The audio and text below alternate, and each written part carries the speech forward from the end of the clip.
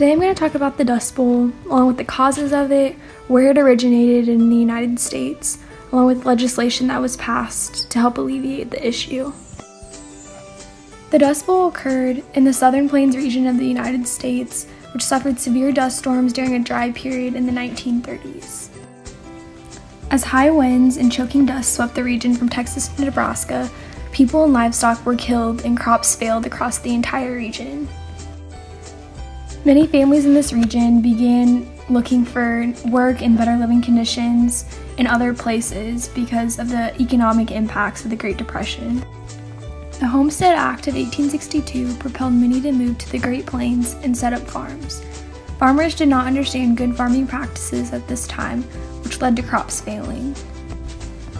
This overplowed land was hurt even worse by a severe drought that occurred in the 1930s that only worsened the condition of this area. The Great Depression also occurred in the 1930s and only worsened the situation in the Great Plains.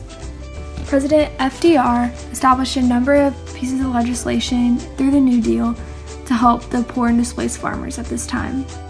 President FDR also focused on the environmental impact in this area and to educate farmers on how to better farm their land to help the environment.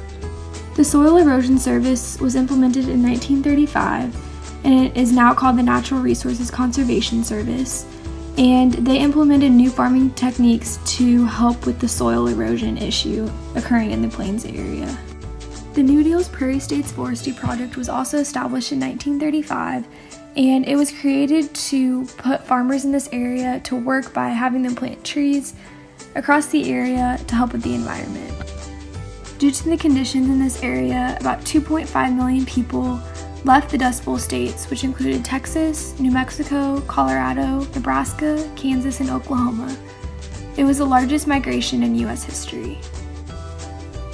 Many of the people from the Dust Bowl states moved westward, as you can see from this map, and many settled in California.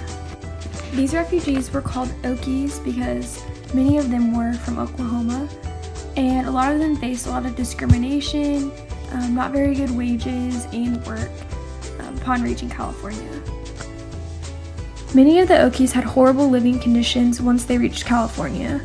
Many of them lived in shanty towns and tents along ditches.